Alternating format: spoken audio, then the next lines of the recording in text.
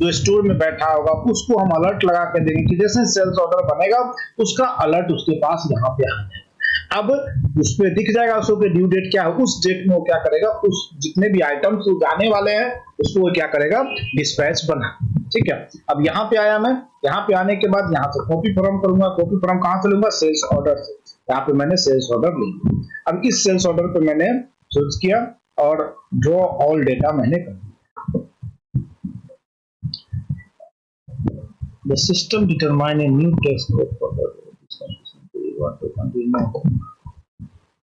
ठीक है।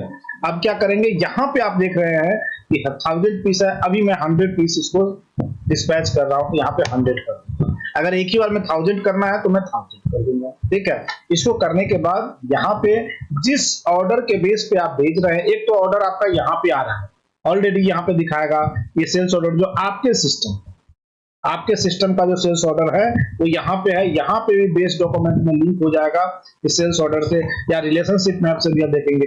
लेकिन जो बिजनेस पार्टनर ने आपको, जो आपका कस्टमर होगा, उसका जो डॉक्यूमेंट आया होगा ऑर्डर, उसका कुछ और नंबर होगा, तो वो यहाँ पे आप इसको ऑर्डर को डाल सकते हैं। ये कौन सा ऑर्डर है जो आपके सिस्टम में क्रिएट हुआ है, यहाँ पे डाल देंगे। उसके बाद आपको कुछ और ऐड करना है, रिमार्क्स वगैरह लिखने हैं, तो इसमें आते हैं वो चीजें आप यहाँ पे आइए अटैचमेंट में, यहाँ पे अटैचमेंट कर सकते हैं। यहाँ पे इलेक्ट्रॉनिक्स डॉक्यूमेंट जो ईबे बिल आगे बनेगा, अगर आप यहाँ पे बनाना चाहते हैं डिलीवरी पे, यहाँ पे बना सकते, यहाँ पे बनेगा।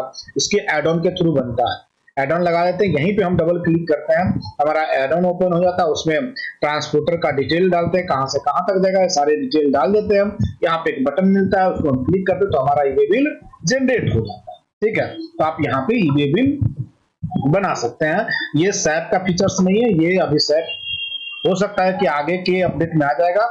ये आपको यहाँ पे डबल क्लिक करेंगे, एड ऑन जब होगा तभी जाके वो होगा। एड ऑन मतलब अलग से हमें डेवलप करके इसमें इंटीग्रेट करना पड़ता है तब जाके। ठीक है, क्योंकि मटेरियल यहीं से निकलेगा। अब इसको जैसे ही ऐड करेंगे, अब यहाँ पे जनरल एंट्री देखें तो यहाँ से अकाउंट इम्पैक्ट जाना शुरू होता है। अब क्या बोल रहा है, ये स्टॉक जो है आपका फॉल्स इन निगेटिव। अब क्यों दे रहा है निगेटिव इन्वेंट्री, जबकि हमारे पास स्टॉक ऑलरेडी है? कौन बताएगा? ये स्टॉक हमारे पास ऑलरेडी है, ये देखिए इन स्टॉक 100 पीस है, फिर भी ये निगेटिव इन्वेंट्री दे रहा है स्टॉक में रहते हुए। इसका रीजन क्या हो सकता है और कैसे हम इसको रिजॉल्व करें, कोई बता सकता है?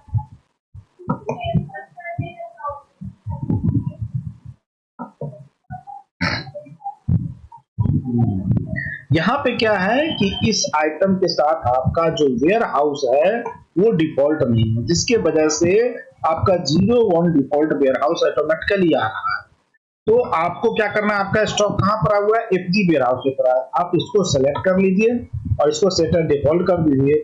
अब आप क्या करेंगे, अब जब आप दोबारा से इसको यूज करेंगे तो ये डिफॉल्ट वेयर हाउस अपने आप आएगा, 01 नहीं है। अब जरा सा देखिए, मैं इस डेटा को कॉपी कर लेता यहाँ पे और इसको मैं डिलीट कर देता हूँ। ठीक है, इसको मैं डिलीट करके अब जो मैंने कॉपी किया था उसको फिर से मैंने पेस्ट कर दिया। तो अब क्या होगा, अब मैं एज इट इज है जैसे था वैसे ही रहेगा। अब मैं इसका जब जेई चेक करूंगा तो मुझे दिख जाएगा, क्योंकि मैंने वेयर हाउस वही दिया है जिस वेयर हाउस में इसको स्टॉक है। पहले क्या आ रहा था, 01 आ रहा था। अब मैं इसे स्टॉक को सेलेक्ट करूंगा, सेलेक्ट करने के बाद इसको मैं अपडेट करूंगा। ठीक है, अब आपको जेई दिखेगा। तो जेई में क्या दिखेगा, जेई में आपका मटेरियल स्टॉक से निकल रहा है तो स्टॉक आपका क्रेडिट हो रहा है और कॉस्ट ऑफ गुड्स सोल्ड आपका डेबिट। ये क्या होता है, कॉस्ट क्या होता है, ये इंपोर्टेंट चीज है और ये आपका पीएनएल का पार्ट होता है कॉस्ट। ठीक है, कि कॉस्ट मेन जो है आपका, अगर पूरे सैप में देखा जाए तो कॉस्ट सबसे डेंजर चीज होता है। अगर ये गड़बड़ाया तो पूरा आपका ईआरपी गड़बड़ाया। ठीक है, तो कॉस्ट के बारे में हम लोग थोड़ा सा देखते हैं, हालांकि इस पे एक पूरा सेशन हो सकता है कि कॉस्ट क्या है। तो कॉस्ट का जो सिंपल चीजें होती है, अगर आप लोगों ने मेरा वीडियो देखा हुआ है, मैंने वीडियो कई सारे वीडियो बनाए कॉस्ट पे और अच्छे वीडियो है जो ओपन है, अगर आपने देखा हुआ। तो कॉस्ट क्या होता है, कॉस्ट ऑफ गुड्स सोल्ड जो होता है हमारा, वो एक्चुअल में देखा जाए तो ये कॉस्ट क्या है, आपका एक्सपेंस कॉस्ट।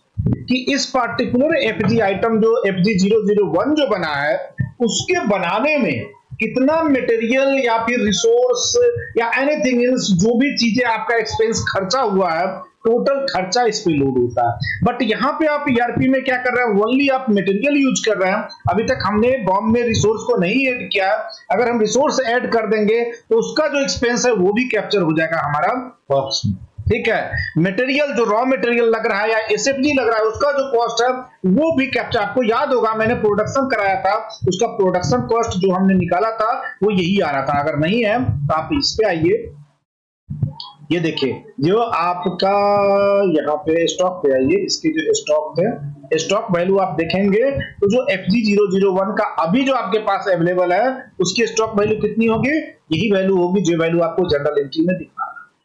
ठीक है, तो ये जो जनरल एंट्री में जो कॉस्ट की वैल्यू, ठीक है, तो इसका मतलब है यहां जो आप यूनिट प्राइस डाल रहे हैं, सेल्स प्राइस डाले हैं, उससे फर्क नहीं पड़ता कॉस्ट को। कॉस्ट को किससे फर्क पड़ता है, उसका प्रोडक्शन कॉस्ट कितना है, जो आपने प्रोडक्शन से निकाला था मटेरियल को, उसका कॉस्ट कितना था, वही आपका कॉस्ट का कॉस्ट है। और वो कॉस्ट कितना होता था, जो हमारा टोटल रॉ मटेरियल या एसएफजी कंज्यूम करता था।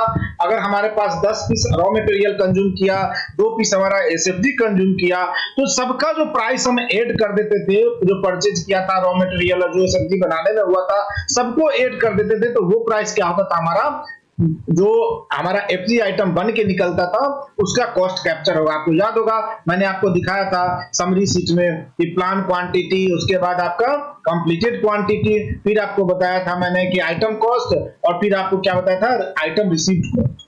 तो जो आपका आइटम कॉस्ट होता था वही रिसीव कॉस्ट होता था, तभी आपका क्या होता था, वेरिएंस 0 होता था। अगर उसमें डिफरेंस होता था तो वेरिएंस मिल जाता था।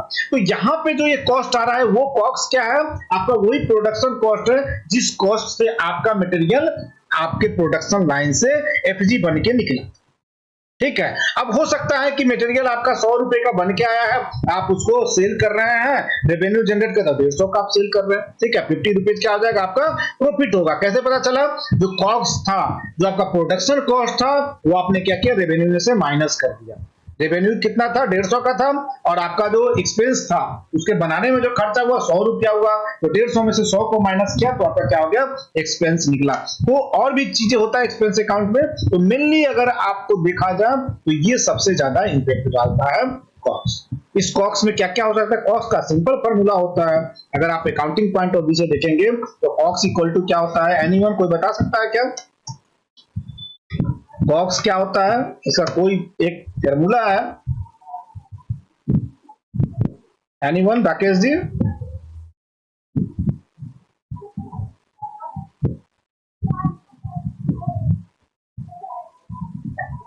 यस सर, बताइए इसका क्या होता है, कॉस्ट के बारे में पूछा है idea? Cost of good sold, आपका opening plus opening stock plus purchase minus sales, cost of goods. नहीं, सेल्स नहीं, एंडिंग इन्वेंट्री होता है। मैंने वही प्रोडक्शन सर, प्रोडक्शन याद देते होता है आपका इनिशियल इन्वेंट्री। ठीक है, इनिशियल इन्वेंट्री प्लस आपका हो जाएगा, सो क्या होगा,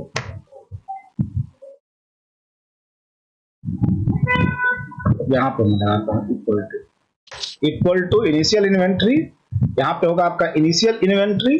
ठीक है, इसका मतलब क्या अभी बताऊंगा, प्लस आपका क्या हो जाएगा, इनिशियल इन्वेंट्री के बाद परचेज इन्वेंट्री एंड माइनस हो जाएगा आपका एंडिंग इन्वेंट्री। ठीक है, तो ये हो जाएगा आपका this one plus PE minus, sorry PE minus, ये हो गया आपका एंडिंग। अब इसको समझने का कोशिश कीजिए कि क्या है इसका मतलब। इनिशियल इन्वेंट्री, जब आपका सेशन क्लोज हुआ 2024-25, जब सेशन क्लोज हुआ तो हमारा जो मटेरियल हमने परचेज किया था प्रोडक्शन के लिए, वो टोटल का टोटल मटेरियल हमारा यूज नहीं हुआ। ठीक है, सर्टेन मटेरियल हमारा बच गया, तो वो क्या हो गया, हमारा इनिशियल इन्वेंट्री। ये जो आप देख रहे हैं इन्वेंट्री, जो आईवी मैंने लिखा है, ये क्या आपका इनिशियल इन्वेंट्री है। मतलब कि उस जो बचा हुआ हमारा लास्ट सेशन का जो इन्वेंट्री है, जो स्टॉक है, वो क्या कहला रहा है, आपका इनिशियल इन्वेंट्री कहला रहा है। ठीक है, तो इसको आप बोलेंगे ये जो है आपका ये इनिशियल इन्वेंट्री, मतलब प्रीवियस वैल्यू जो आपका आ रहा है स्टॉक। ठीक है, ये क्या स्टॉक का वैल्यू है। अगर सब में देखा जाए तो आईईबी, ये स्टॉक वैल्यू मतलब कि कितना कॉस्ट का बचा हुआ है उसकी बात कर रहे हैं। इनिशियल वैल्यू, ठीक है, उसके बाद परचेज स्टॉक वैल्यू, उसके बाद आपका हो गया कि हाँ आपका एंडिंग इन्वेंट्री, मतलब कि लास्ट जब सेशन होगा तो कितना, ये होता है। तो इसको क्या बोलते हैं हम लोग, initial inventory, inventory cost, sorry.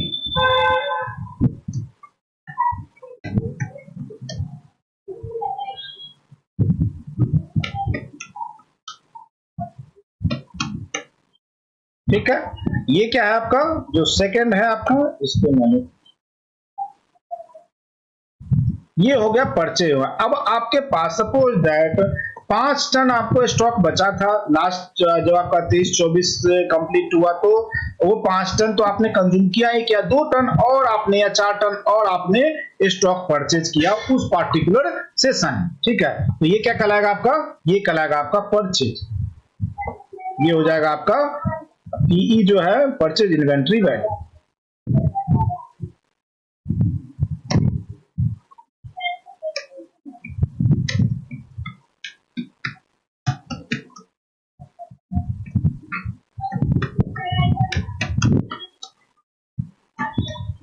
Value या कॉस्ट जो बोल दीजिए, एक ही बात है। ठीक है, एंड ये क्या है, जब आपका सेशन 25-26 क्लोज होगा तो ये कोई जरूरी नहीं कि जितना आपने स्टॉक खरीदा है वो आपका 31 मार्च 25 को 100% आपका सरप्लस हो जाएगा, हो भी सकता है नहीं भी हो सकता। ठीक है, तो अगर कुछ बच रहा है तो वो कहां जाएगा, अगले सेशन में, फिर वो इनिशियल इन्वेंट्री की तरह काउंट हो जाएगा, तो उसको हमें माइनस करना। ठीक है, तो ये हमारा जो लास्ट जो हमारा स्टॉक बच जाएगा जो अगले सेशन में जाएगा उसको क्या बोल रहा है, उसमें से माइनस कर दो। तो अल्टीमेटली क्या हुआ कि ये जो फॉर्मूला है आपको क्या बता रहा है कि टोटल आपने उस पार्टिकुलर सेशन में कितना आपने स्टॉक यूज किया उसका ये कॉस्ट बता।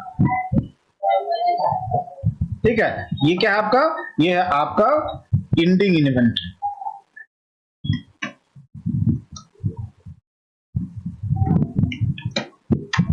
एंडिंग इन्वेंट्री कॉस्ट या वैल्यू। ठीक है, ये है आपका। तो आपका सबसे पहले क्या बोला इसने, सबसे पहले बोला कि आपका सब जो आईईबी है कॉक्स इक्वल टू क्या हो गया, इनिशियल इन्वेंट्री। ठीक है, ये आपका हो गया इनिशियल इन्वेंट्री। उसके बाद उसने बोला कि परचेज इन्वेंट्री वैल्यू जो उस पार्टिकुलर सेशन में, मतलब 25-26 अभी चल रहा है, इस सेशन में जितना भी मैं स्टॉक परचेज करूंगा उसकी वैल्यू।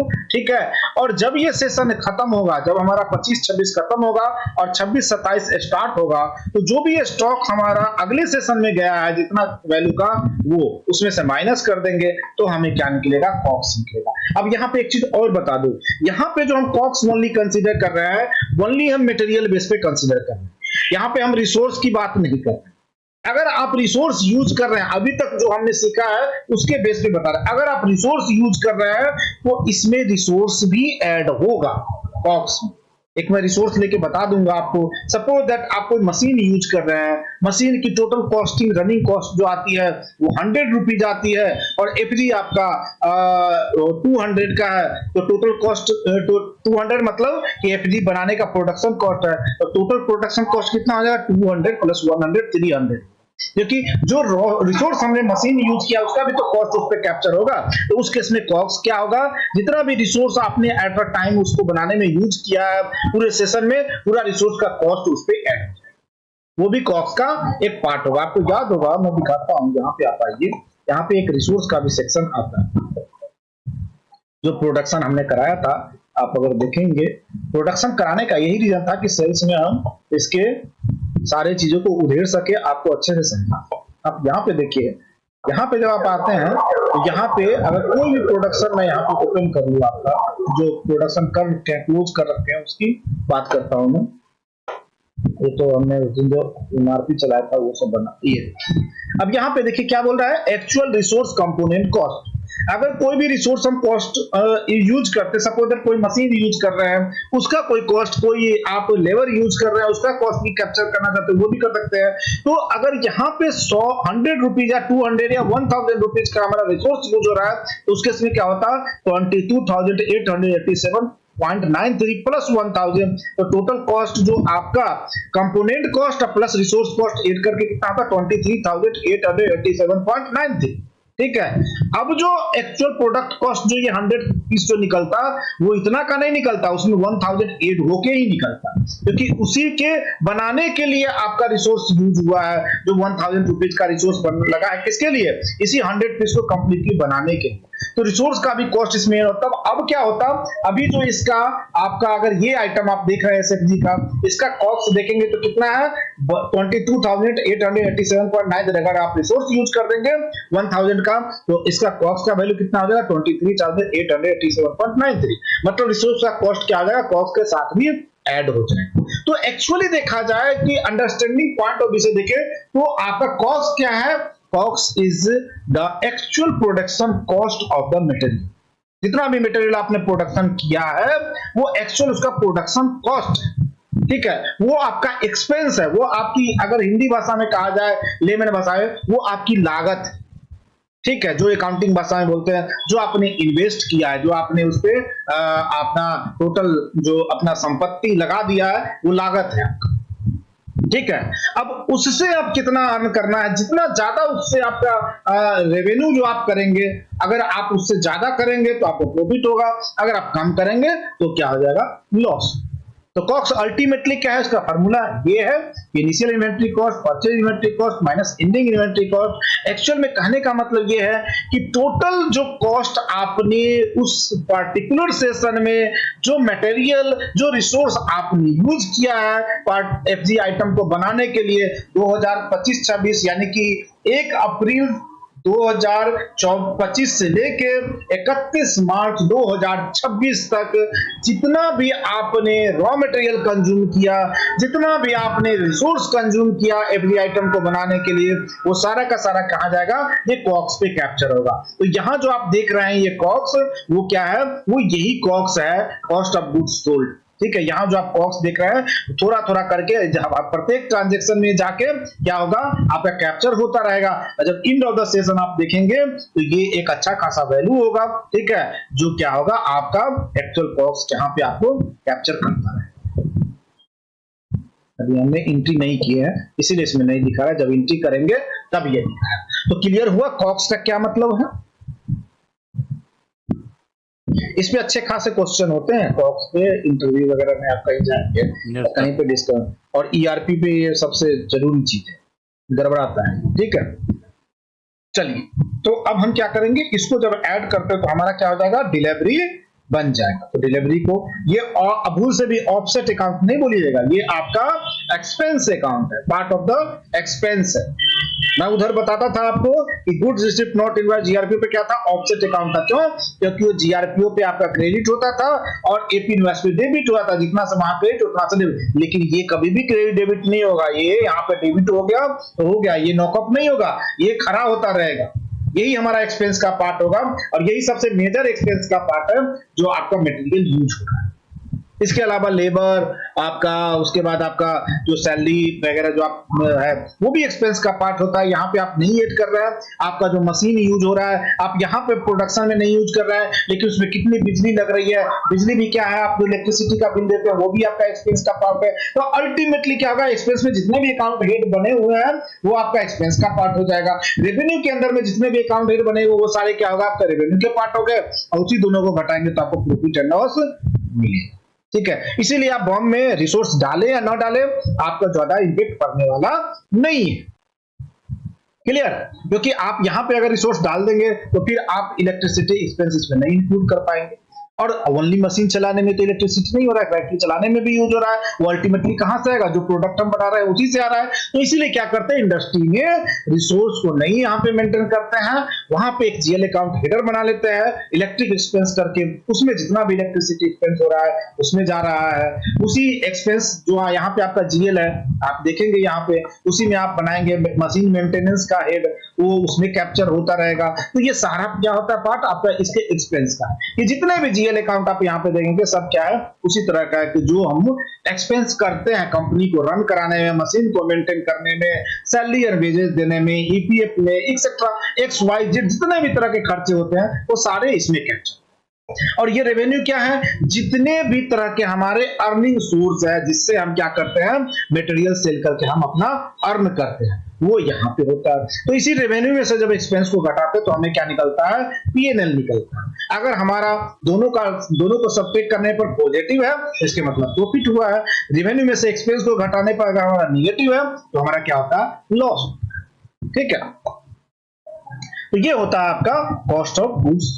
ठीक है, अब मैं इसको क्या कर रहा हूं, ऐड कर रहा हूं, बहुत ज्यादा हो गया।